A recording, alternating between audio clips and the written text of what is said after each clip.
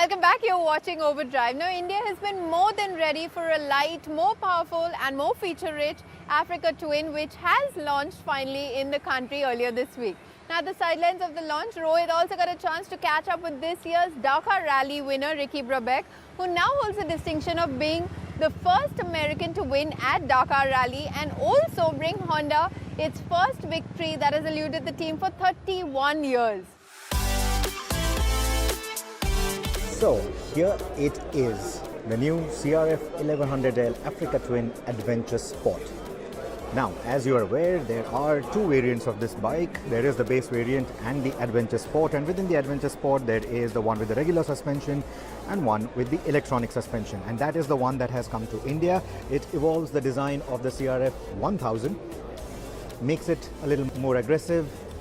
The headlamps are new, the detailing of the LEDs, the daytime running lights, all of that is new. So these are LED headlamps, of course.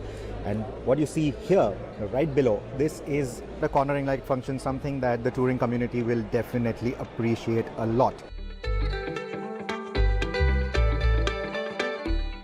You also get a new tail lamp design, you also get a new exhaust design.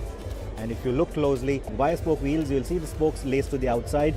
So these now come with the Metzeler Karoo Street. The tire sizes, the wheel sizes remain the same as the 1000. You have an 18-incher at the back and a 21-incher at the front. And the heart of the matter, the new engine. This one is an 1100, 1084cc to be precise. And now it puts out 102 PS of power, 105 Newton meters of torque. So those magical figures are there. It's not the same output as before. It has grown on the output. It is more powerful. It is stockier. And what you see here is the dual clutch transmission, but the big news is you can also have it with a manual. So this is a 6.5-inch screen, and the beauty of it, it's a touchscreen system. It's also Apple CarPlay compatible. And there, that's the urban mode, the tour mode, user 2, user 1, off-road mode, and gravel mode. Unfortunately, no electronic suspension on the India spec model. You get the manually adjustable suspension setup. This is a Showa setup, 45mm forks up front, 230 millimeters of travel, since we are on the topic of suspension, whereas the rear shocker, it gives you 220 millimeters of travel, and it is also manually adjustable. You have an option of choosing between the manual or the automatic. The manual is 15.35 lakh rupees ex-showroom pan-India. The automatic is 16.1 lakh rupees ex-showroom pan-India. Bookings have opened already. I believe 50,000 rupees is the booking amount, and the deliveries begin in May 2020. We are here with Ricky Brabec. Is that right? Yep. That's how you pronounce it? That's how you do it. He is the winner of the 2020 Dakar, the first American to do it. And there's the first time he's coming to India. Has it sunk in that you've won the 2020 Dakar? I mean, yeah, it's sunk in, but I'm not going to let it get to me. You know, it's just a race. It's a big race, don't get me wrong. But there's always more. There's always more to do. There's always areas to improve. So, yeah, it's really cool to be the first American. Really cool to be on Honda and break the KTM streak. But like I said, there's always, someone is always working harder than you. Speaking about training, you mentioned that you had some really hardcore training in the Mojave Desert going into 2020 Dakar. So how was the learning experience, and was there something new that you learned out of the new team and the new setup altogether? The way I train is just brutal, it's gnarly. So, I just learned to appreciate the sufferfest that my trainer puts me through. And, when we went to Dakar, it was it seemed so easy. So I really thank him for that. I had days where I hated it, but in the Dakar, it just seemed so easy, and I was really, really happy. So results aside, were there any hairy moments through the race, through the 2020 Dakar? Yeah. Dakar is hairy every single day. There's always scary situations. So over the years, you just learn to prepare, and you learn what to expect, and you learn like the dangers that are out there, and you learn to overcome them all. And that's part of training. For me, that's part of training. I learned to overcome the bad situations. So, you know, the way I train is really unique, and obviously it's paid off. What do you think about the new recommendations that have come through for the norms and the regulations for 2021 Dakar? Like slowing our bikes down? Yeah. I think that's the stupidest thing that they could ever do. Slowing the bikes down isn't that bad, but it's putting the restrictor on the air intake. That's, so in my opinion, that's so much more dangerous than having our bikes with full power, just because if you restrict airflow, then it's going to have a bog out, and having a bog out can drop the front end and make it crash even harder. So maybe top speed, if that was restricted, that's maybe okay, but putting a restrictor on our air intake is the worst thing that the Dakar organization could ever do. Okay, I hope it doesn't go through. I hope that doesn't happen, and you have a great 21 Dakar. Yeah, Looking forward to it. Thank you so much for speaking to us. Thank you. Take care. In India, Mercedes-Benz launched the facelifted GLC Coupe SUV at 62.7 lakh rupees for the petrol variant and 63.7 lakh rupees for the diesel SUV.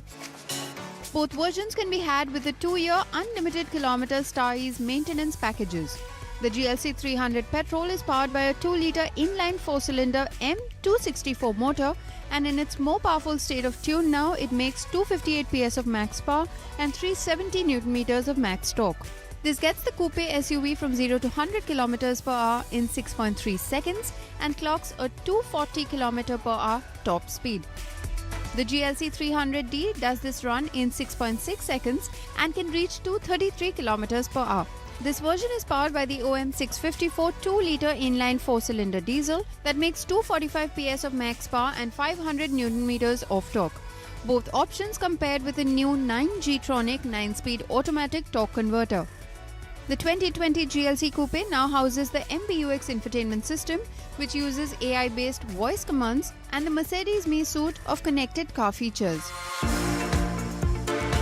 After catching a glimpse of the SUV at the Auto Expo, Volkswagen India has launched the Tiguan All-Space at an introductory price of 33.12 lakh rupees ex-showroom.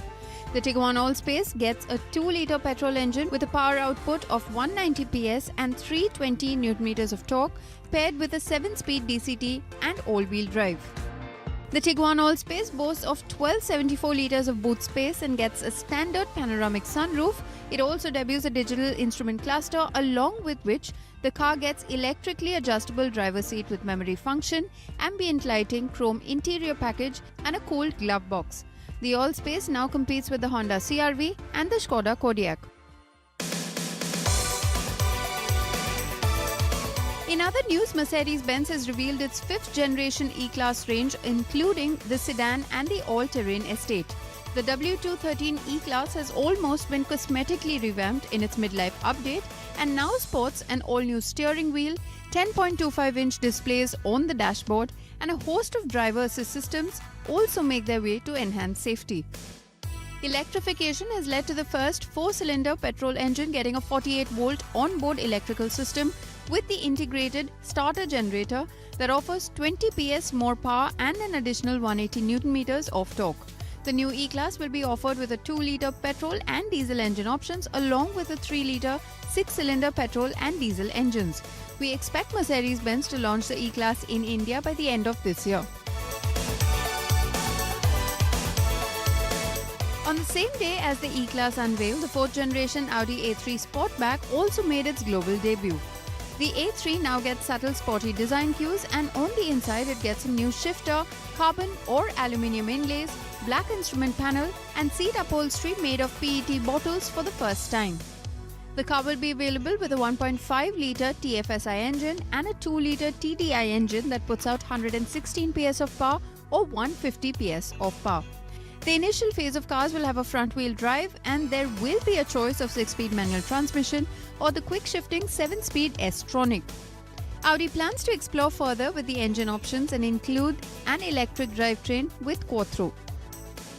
Well, that's it then from us on this week's episode of Overdrive. But remember, you can drop in a comment on our Facebook page or on Twitter. You can follow our latest videos on YouTube.